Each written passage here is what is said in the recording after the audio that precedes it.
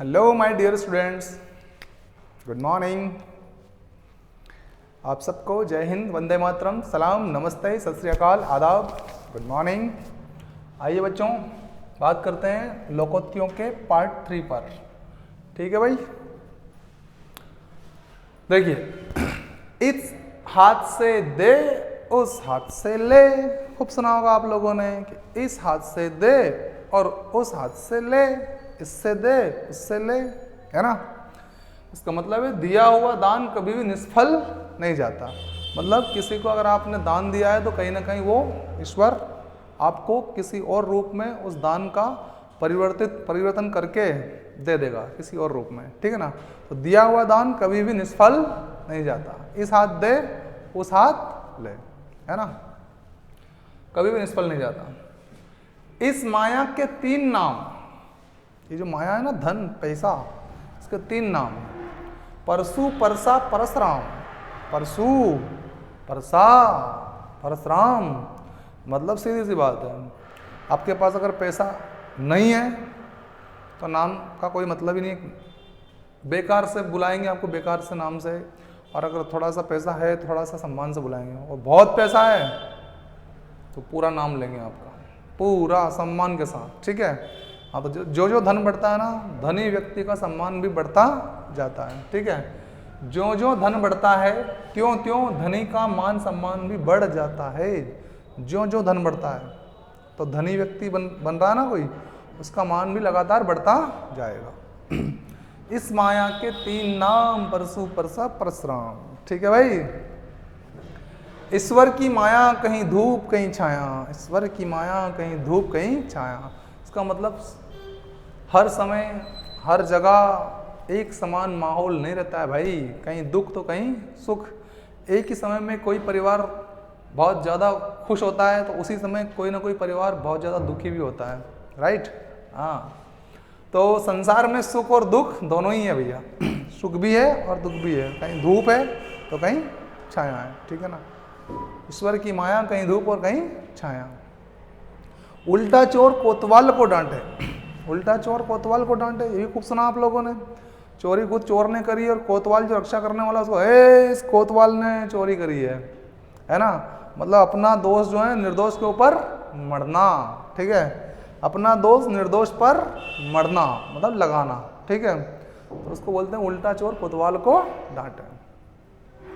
ऊंट किस करवट बैठता है, ऊंट किस करवट बैठता है। तो कई बार हम किसी प्रोग्राम को देखते हैं तो बोलते हैं यार कौन जीतेगा, यार कौन जीतेगा, यार भारत पाकिस्तान का मैच कौन जीतेगा, एक्साइटमेंट जग जाता है, ठीक है ना।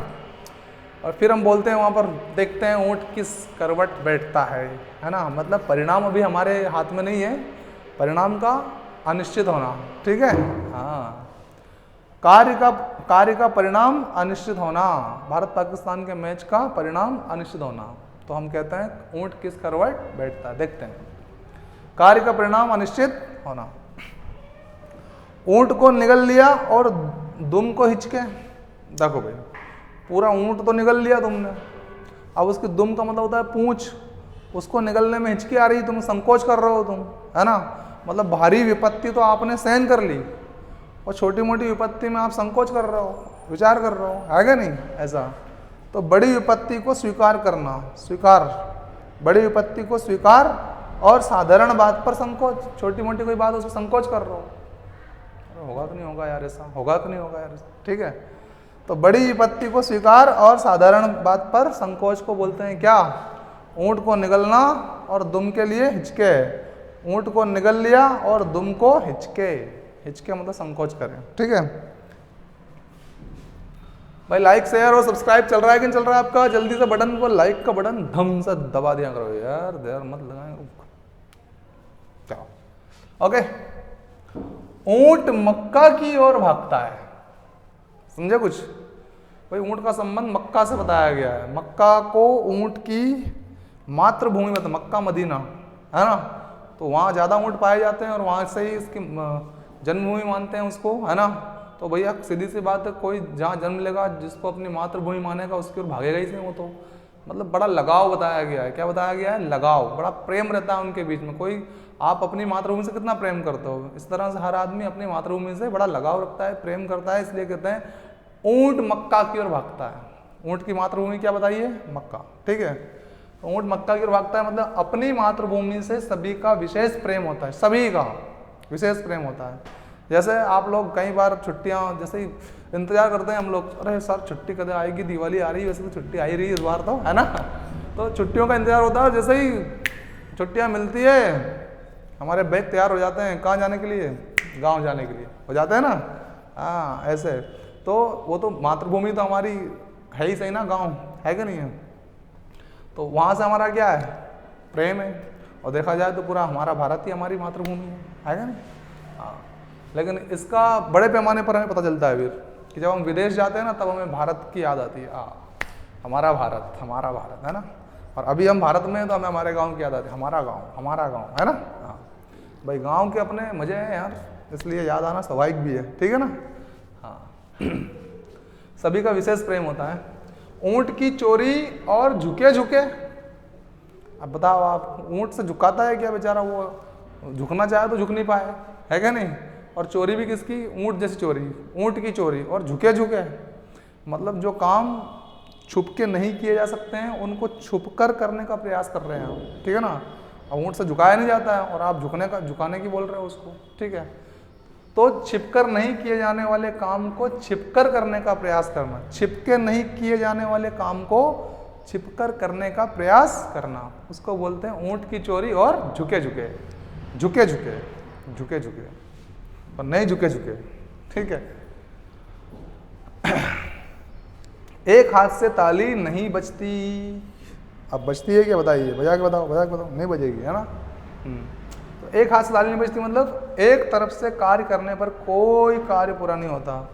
एक पार्टी काम करेगी, दूसरी पार्टी काम नहीं करेगी तो काम चलेगा क्या? नहीं, दोनों पार्टियों को, मतलब दोनों पक्षों को साथ काम करना पड़ेगा, तब जाकर कोई काम होगा। यानी कि वो लड़ाई के मामले में हम ज़्यादातर इस लोकोक्ति का इस्तेमाल करते हैं कि एक हाथ से ताली नहीं बजती। भाई थोड़ा बहुत तो तुमने भी कुछ किया ही होगा, है, तब जाकर बज रही है ताली, बराबर तभी हुई होगी, है। हाँ, तो एक हाथ से ताली नहीं बजती मतलब एक पार्टी से कोई काम पूरा नहीं होता, ठीक है। एक तरफ से कार्य करने पर कोई कार्य पूरा नहीं होता, एक तरफ से कोई कार्य करने पर कोई कार्य पूरा नहीं होता। मतलब लड़ाई से मान लो आप, लड़ाई एक आदमी बोलता रहेगा तो लड़ाई हो जाएगी क्या कंप्लीट? नहीं, दोनों बोलेंगे तब लड़ाई कंप्लीट होगी, ठीक है ना। नहीं तो लड़ाई अधूरी रह जाएगी, नहीं होगी नहीं, है ना। बोल बोल के बेचारा बैठ जाएगा वो एक पार्टी। ओके। एक मछली सारे तालाब को गंदा करती है, एक मछली सारे तालाब को गंदा करती है, ठीक है भाई। तो सिंपल है कि साथ रहने वाले सभी लोगों को बदनाम करता है। जैसे आपका कोई दोस्त है, किसी गलत काम में उसका नाम आ गया, है ना, तो बदनामी तो भाई आपकी भी बनती है, उनके साथ रहता था। एक मछली सारे तालाब को गंदा करती है, ठीक है। साथ रहने वाले सभी लोगों को बदनाम करता है, साथ रहने वाले सभी लोगों को बदनाम करती है वो एक मछली, एक व्यक्ति। इसलिए सीधी सी बात है, दोस्ती अच्छे लोगों से कीजिए, मज़ा आएगा लाइफ में, ठीक है। सब भी बनोगे, बेहतर बनोगे, रिजल्ट ओरिएंटेड बनोगे, रिजल्ट ओरिएंटेड बनोगे। एक तवे की रोटी क्या छोटी क्या मोटी, एक तवे की रोटी रहेगी तो भाई वो बराबर ही रहेगी, लगभग सब समान ही होती है ना।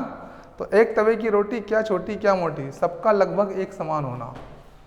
एक तवे की रोटी लगभग समान ही होती है तो सबका लगभग एक समान होना। तो ओके स्टूडेंट्स, मिलते हैं नेक्स्ट एपिसोड में, भाग 4 में। Bye bye, C you, Shaba खैर, टेक केयर, थैंक यू।